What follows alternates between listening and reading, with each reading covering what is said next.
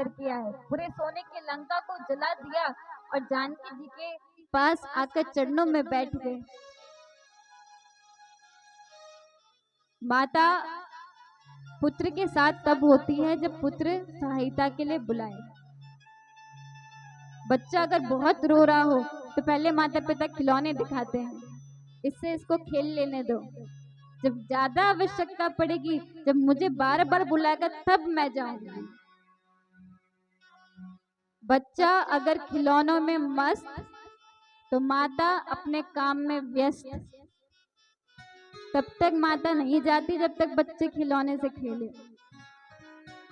और देवी भागवत में तो ये लिखा ही है, ये पूरा संसार माता का एक क्रीड़ा खेल है। माता खेल रही है, हमको खिलौने पकड़ा रही है। जो इसमें मस्त है उनके लिए माता व्यस्त है। पर जिसने माता को बुलाया, जिसने भगवान को याद किया कि हमको ये खिलौने नहीं चाहिए, हमको ये मान प्रतिष्ठा नहीं चाहिए, हमको तो केवल भगवान चाहिए, उनके लिए स्वयं भगवान आते हैं। व्यक्ति जो डिमांड करेगा मार्केट में उसी की सप्लाई होती है। आप जो मांगोगे आपको वही तो भगवान देंगे। आपने छोटी मोटी चीज मांगा तो छोटी मोटी चीज पकड़ा के खुश कर देंगे, लेकिन जब आपने भगवान को मांग लिया तो ये छोटी मोटी चीज तो आपके पीछे ऐसे ही घूमती रहेगी। महाराज जी ने धन को हटा दिया अपने जीवन से, तो देखो धन की वर्षा कैसे होती है। तो भगवान आपकी परीक्षा लेता है। तो हनुमान जी एकदम छोटे होकर माता के सामने आ गए वापस। अच्छा, छोटे बच्चों का ही ज्यादा ख्याल रखा जाता है, जो बड़े होते हैं सारे झंझट उन्हीं के होते हैं। छोटा बछड़ा दूध पिए, बड़ा हुए भूस खा। छोटा बछड़ा को दूध पिलाते हैं और बड़ा हो गया तो भूसा खाता है।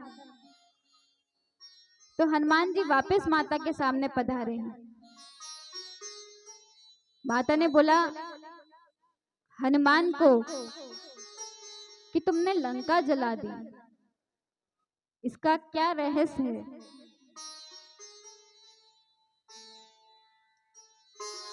माता ने बोला कि लंका तुमने जलाई, इसका क्या रहस्य है? हनुमान जी ने बोला राम आगे है, पीछे पूछ रहस्य है भारी। राम जी मेरे हृदय में है, वो आगे है, पीछे मेरी पूछ पड़ी है। राम आगे है, पीछे पूछ रहस्य है भारी। वानर को भला कौन पूछता, राम जी के पीछे पूछ हमारी। हम तो केवल राम जी को पूछते हैं, और जो राम जी को पूछते हैं, जो श्याम जी को पूछते हैं, उनके पीछे पूछ पड़ जाती है। हनुमान जी अपनी पूंछ की तरफ, अपनी प्रतिष्ठा की तरफ नहीं देखते। हनुमान जी केवल भगवान की ओर देखते हैं, भगवान के चरणों में देखते हैं। और यही माता को कह रहे हैं कि मेरे आगे, मेरे हृदय में भगवान विराजित हैं। अच्छा, तो ये अग्नि से सोने की लंका कैसे जल गई? सोने की लंका तो नहीं जलती अग्नि से, सोना अग्नि से जलता है। हनुमान जी ने बोला जो भक्त को परेशान करता है, तो जो भक्त को सताता है, उसका घर सोने का भी हो तो जल जाता है। रावण ने कितने नगरों में आग लगा दिए। तुलसीदास जी कह रहे हैं कितने नगरों में रावण ने आग लगा दिए, पर जहां हर जगह आग लगाया तो क्या वो अग्नि उसके घर आके नहीं जलाएगी? चाहे सोने के भी हो, जो कार्य उसने कराया उसका फल उसको अवश्य मिलेगा। माता ने बोला चलो सोने की लंका तो जल गई, पर तुम्हारी पूंछ का बाल भी बाका नहीं हुआ। अरे अग्नि अपने पराये को थोड़ी देखती है। हनुमंत लला ने बोला माता अग्नि में तो आप भी विराजित हो। जब सीता माता का हरण होने वाला था, उससे पहले राम जी ने बोला तुम पावक पर करो निवासा। पावक यानी अग्नि। सीता मैया को कहा कि आप अग्नि में निवास करो। सीता मैया बहुत दयालु थी, किसी को भी मारने से पहले रोक देती थी। राम जी ने बोला इन्हें ले जाना ठीक नहीं, इनका हरण हो गया और हमने रावण को मारना शुरू किया, तो इन्होंने हमें रोक दिया और रावण को क्षमा कर दिया, तो कैसे उसका उद्धार होगा। तो सीता मैया को बोला कि तुम पावक में निवास करो। तो सीता मैया अग्नि में चले गई और उनकी जगह वेदवती नामक उनकी छाया सीता माता का एक छोटी उंगली में होता है। इतने महाबलशाली हैं और प्रेमियों में रघुवर प्रिय भक्तम, भगवान के सबसे प्रिय भक्त हैं, लेकिन फिर भी सब हर चीज को भगवान की कृपा ही समझते हैं। सारे गुणों से युक्त है, इसलिए गुरु समान है। जय जय जय हनुमान गोसाई, कृपा करो गुरुदेव के नाई। गुरु योग्य है और राम जी से भी मिलाते हैं और मान प्रतिष्ठा से भी मिलाते हैं। सुग्रीव रामचरितमानस का बड़ा सबसे भगोड़ा पात्र है, हर समय भागता ही रहता है। सामने राम जी और लक्ष्मण जी को आते देखा तो हनुमान जी को कह रहा चलो यहाँ से भाग चलो, पक्का मेरे भाई बाली ने भेजा होगा मुझे मारने के लिए, वो तो यहाँ नहीं आ सकता, तो इन दो वनवासियों को भेज दिया। तो सुग्रीव तो देखकर ही भागने वाला था, हनुमंत जी ने रोका, आप रुक जाइए, पहले पता तो कीजिए कि वो कौन है। तब सुग्रीव जी के ओर से हनुमान जी गए, जब पता किया कि ये श्री राम और लक्ष्मण जी हैं, तो उनका मिलन सुग्रीव जी से कराया। देखा जाए तो सुग्रीव से अच्छा तो बलि था, भगवान को उसके साथ जाना था। बाली ने तो रावण को अपने बाजू में दबा के रखा था इतने समय तक, तो देखा जाए शक्ति से भी धन से भी उस समय बाली उस योग्य था कि भगवान उससे मित्रता करे। लेकिन हनुमंत लला ने क्या किया, भगवान को सुग्रीव से मिला दिया। तुम उपकार सुग्रीव ही कीना, राम मिलाए राजपद दीना। और केवल राम से नहीं मिलाया, जो राजपद जो छूट गया था वो भी सुग्रीव का हो गया। विभीषण जी मंत्र दे रहे थे रावण को, मंत्र ले लिया विभीषण ने और फिर अचल अमर लंकेश्वर बन के राज्य किया।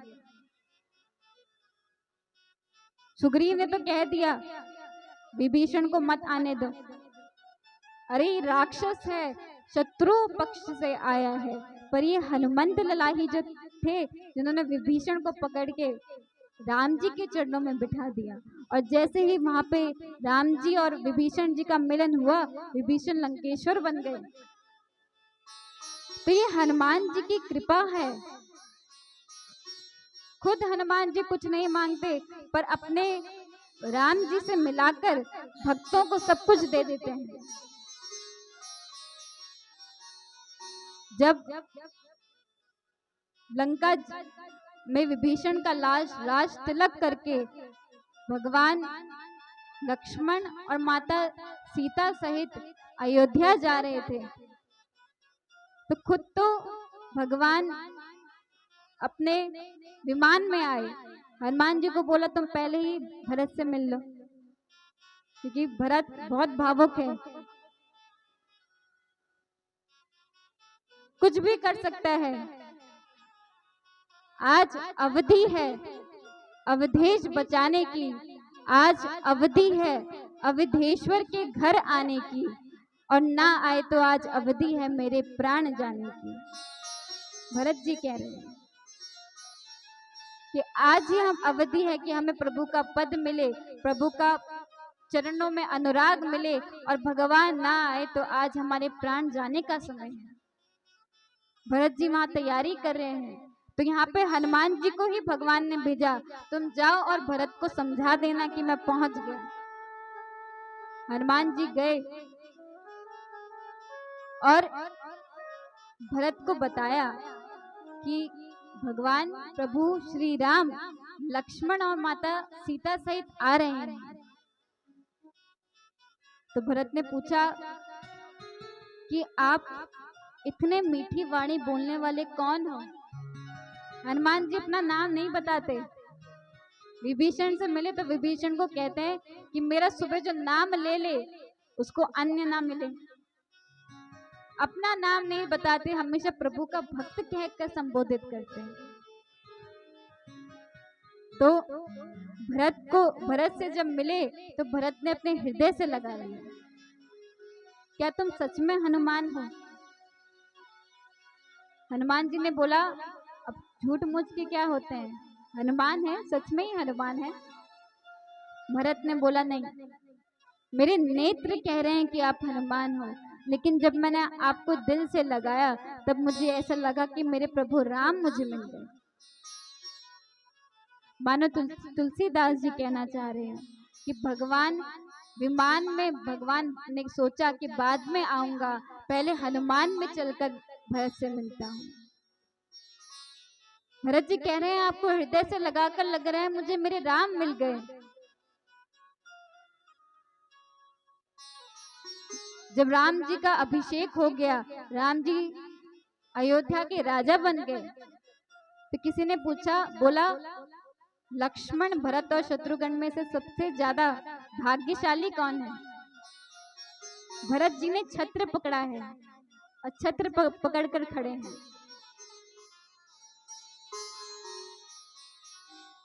शत्रुघ्न जी ने पंखा करने का पकड़ा है और पंखा कर रहे हैं। तो ऐसे ऐसे करके तीनों भाइयों ने कुछ ना कुछ पकड़ रखा है। किसी ने बोला सबसे ज्यादा भाग्यशाली कौन है? भरत जी है, उनके पास छत्र है, उन्होंने छत्र पकड़ा है, तो भरत जी होंगे। उन्होंने बोला नहीं, भरत जी नहीं है। उन तीनों भाइयों से ही पूछा, आप ही बता दीजिए, आपके अनुसार सबसे ज्यादा भाग्यशाली कौन है? तो तीनों भाइयों ने बोला, हम तीनों में से कोई भाग्यशाली नहीं, सबसे ज्यादा भाग्यशाली है तो वो हनुमान है जो भगवान के चरणों में विराजित है। जो भगवान के चरणों में विराजित है, ऐसे भाग्यशाली हनुमान है, हम नहीं। हमने तो छत्र पकड़ा, किसी ने पंखा पकड़ा, पर हनुमान जी ने भगवान के चरण पकड़े। और देखिए, हनुमान जी गुरु योग्य है, सारे गुणों से संपन्न है, सकल कुल निधानम है, गुरु योग्य है। और ये गुरु ही होता है जो हमें भगवान से मिला दे। आपने हनुमंत कथा सुनी, ये तो अनंत है, पर अगर हनुमंत कथा सुनकर भगवान बैठकर यदि वो आपको ज्ञान देना दे, उनकी दृष्टि ही बहुत होती है जो आपके सारे काम बना देती है। और ऐसे ही हमारे हनुमंत लीला है। हनुमान जी के नेत्र हमारे प्रभु राम जी भी नहीं मिला पाते। किसी व्यक्ति से बहुत सारा उधार अगर आप ले लो तो उससे मिलने में संकोच बहुत करोगे। किसी व्यक्ति से अगर हर क्षण कोई व्यक्ति आपकी सहायता कर रहा है तो आप उसे नेत्र नहीं मिला पाओगे, क्योंकि आप उसके ऋणी हो जाते हो।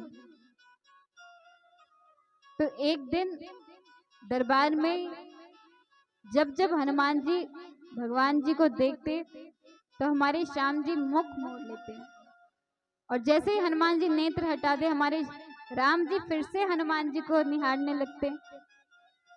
सीता माता देख रही है, अरे प्रभु, मैं देख रही हूँ जब जब हनुमान आपको देखता है आप मुख मोड़ लेते हो, और जैसे ही हनुमान की दृष्टि गलती से कहीं और गई, आप हनुमान को निहारने लगते हो। रहस्य क्या है?